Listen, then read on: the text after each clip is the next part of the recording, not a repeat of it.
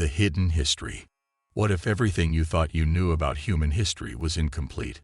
Imagine discovering that thousands of years ago, an advanced civilization directly intervened in our fate, deciding at one point to destroy us entirely. At the center of this cosmic drama stands the enigmatic figure of Enki, one of the principal Sumerian gods involved in a catastrophic event that left its mark on history, the Great Flood, occurring around 9,800 BCE. This isn't just another mythology tale. It's a window into what might be humanity's most pivotal moment. The ancient clay tablets of Mesopotamia tell us of beings who walked among humans, shaped our development, and ultimately decided our fate in a divine council. These weren't simple folk tales. They were meticulous records kept by one of the world's first civilizations. The Sumerians documented encounters with these gods in such detail that it forces us to question, were these merely mythological figures, or something more? The story of Enki's rebellion against his fellow gods represents perhaps the most significant act of divine intervention in human affairs, one that determined whether our species would continue to exist at all. Enki was far from a simple mythological figure, described in ancient texts as a god of unparalleled wisdom. He was the lord of the waters and the creator of humanity. Within a pantheon filled with powerful and unpredictable deities, Enki stood apart. According to Sumerian tablets, he was the son of Anu, the supreme heavenly ruler, and brother to Enlil, a god known for his severity. While Enlil was harsh and often merciless, Enki was portrayed as resourceful and conciliatory, inhabiting the Abzu, the realm of underground waters, from where he controlled the flow of life-giving waters to Mesopotamia's fertile lands. His symbolic role as water lord associated him with life and sustenance, but his importance extended beyond purely symbolic associations. Ancient texts report that Enki played a direct role in humanity's creation, molding the first humans from clay and his own divine breath, giving them life and soul. Enki believed in humanity's ability to grow, learn, and evolve, a revolutionary thought in the face of other gods who saw humans as mere servants. This fundamental difference in perspective would eventually lead to the divine conflict that nearly ended human existence, and Enki's extraordinary decision to defy the council of gods to save his creation. The Kingdom of Sumer.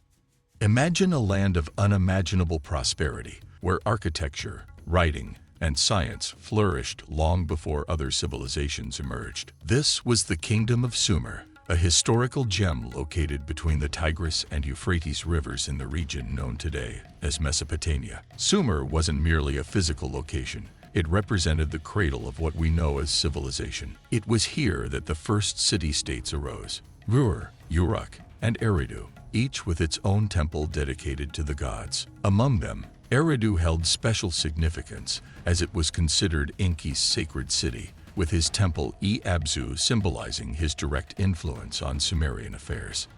The Sumerians believed their kingdom was governed by a divine contract between gods and humans. People were bred to work for and serve the gods, growing food and building temples in their honor. In exchange, the gods offered protection and abundance. This system, however, depended on a delicate harmony, often interrupted by disputes among the gods themselves. The divine hierarchy of Sumer was headed by Anu, the supreme god, followed by his sons, Enki and Enlil. Despite their divine origin, the two brothers held radically different views on humanity. While Enlil was strict and demanding, often viewing humans as a burden, Enki believed in human potential and saw their creation as an extension of his own essence.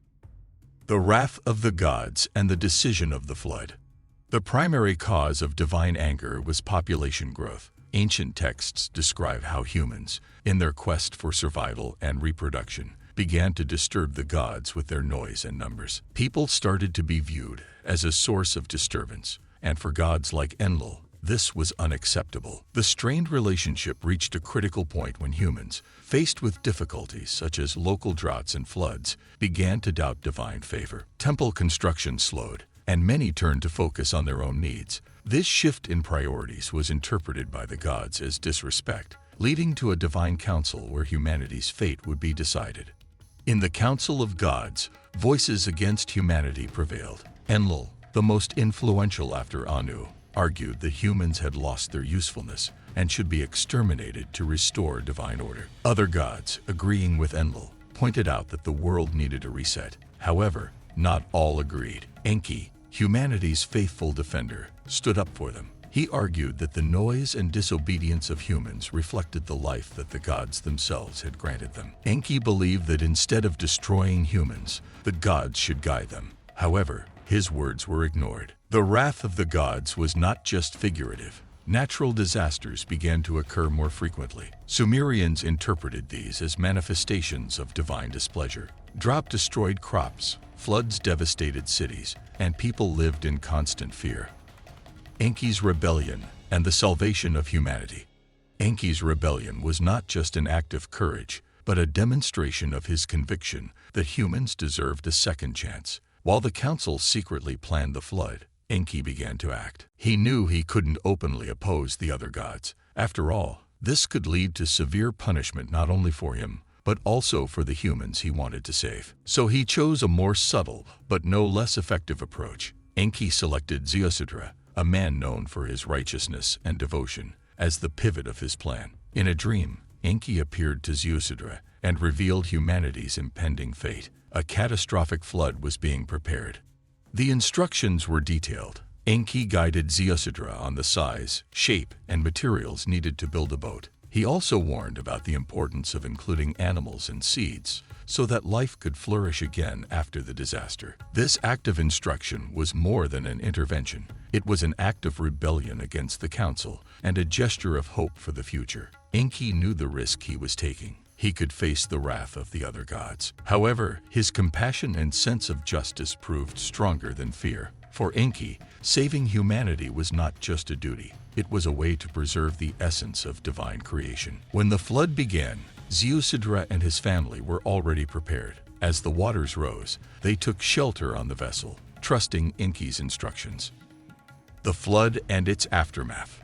The force was indescribable. For 7 days and 7 nights, the waters flooded the earth, destroying everything in their path. Entire cities disappeared, and the few survivors struggled with despair. From above, the gods watched the destruction, believing that humanity had been completely wiped out. Only Enki knew the truth. The flood represented the end of one era and the beginning of another. After the flood, the waters finally receded, and the earth began to rise again. Ziusudra, guided by Enki, landed on a mountain where he offered a sacrifice in gratitude for his salvation.